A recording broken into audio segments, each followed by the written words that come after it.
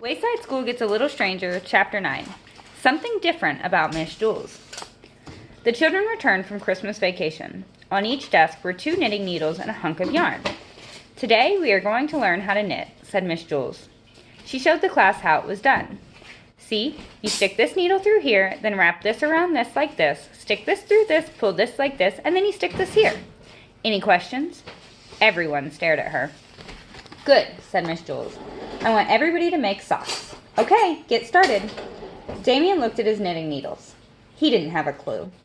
He looked back at Miss Jules. Now more than ever, he was sure she was somehow different. She was sitting at her desk, knitting and eating bologna-os. Damien couldn't remember Miss Jules ever eating a bologna-o before. A bologna-o was an Oreo cookie, except instead of the white part, there was a round hunk of bologna. Miss Mush invented them. Hey, Mac, whispered Damien. Does Miss Jules seem different to you? She's fat, said Mac. That's not a nice thing to say, said Damien. I didn't say it to Miss Jules, said Mac. I didn't go, hey, Miss Jules, you're fat. Miss Jules cleared her throat as she stood up. She walked around the room. Very nice, DJ, she said. You're doing fine, Rondi. She stopped at Joe's desk. Oh, Joe, she gushed. Look, everybody, I want you to see Joe's sock. She held it up. Isn't it the most beautiful sock you ever saw? It was a great sock. Everybody oohed and awed. Joe was as surprised as anyone.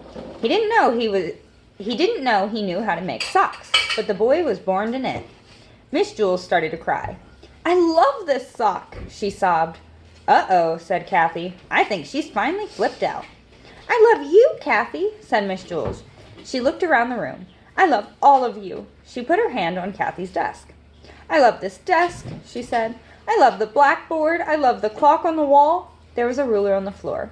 Miss Jules picked it up. I love this ruler, she declared. Hey, that's mine, said Dana. But, that's okay, Miss Jules. You can have it. I don't want your ruler, Dana, said Miss Jules, handing it to her. You want my pair of scissors? Offered Shuri. Don't give her anything sharp, warned Kathy. Miss Jules wiped away her tears and smiled at the class. I'm going to miss all of you very much, she said. Are you going away? Asked Damien. Yeah, to the loony bin, whispered Kathy. Are you sick? Asked Eric Evans. No, I'm not sick, said Miss Jules. In fact, I'm better than I've ever been, she beamed. I'm going to have a baby. Everyone gasped.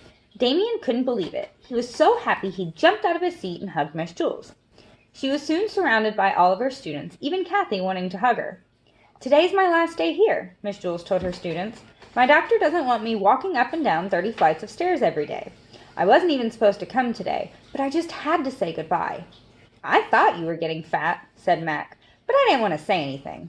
Well, thank you, Mac, said Miss Jules. You are very considerate. Can I touch your stomach? Asked Stephen. Miss Jules laughed. Sure, she said. The kids took turns touching their stomach. What are you going to name your baby? Asked Allison. I don't know yet, said Miss Jules. What do you think? Well, if she's a girl, said Allison, I think you should name her Rainbow Sunshine. Well, that's a nice name, said Miss Jules. And if he's a boy? Buckethead, said Allison. She didn't like boys. If he's a boy, you should name him Jet Rocket, said Joe. Jet Rocket Jules, mused Miss Jules. That does have a nice ring to it. And what if she's a girl? Cootie Face, said Joe. Miss Jules laughed. So let me get this straight, she said. If he's a boy, I'll name him Buckethead. Right, said Allison and Rondi. And if she's a girl, I'll name her Cootie Face. Right, said Joe and John. Damien laughed. He knew Miss Jules was only joking. At least he hoped she was. Terence placed his palm flat against Miss Jules' stomach. Hey, he exclaimed. The dude kicked me. Suddenly Damien felt very sad. He was going to miss her a lot. He wiped a tear from his eye. It's unfair, he shouted. We finally come back to Wayside School after being gone for so long, and now you're leaving us. I have to, said Miss Jules. I know, whined Damien. You have to make sure that you and your baby are healthy, but it still isn't fair. I think you'll like your substitute teacher, said Miss Jules. I spoke to him over the vacation. He seems like a very nice man. A man? Asked Damien. Cool. They all thought it was pretty neat to have a man teacher. Yes, said Miss Jules. His name is Mr. Gorf.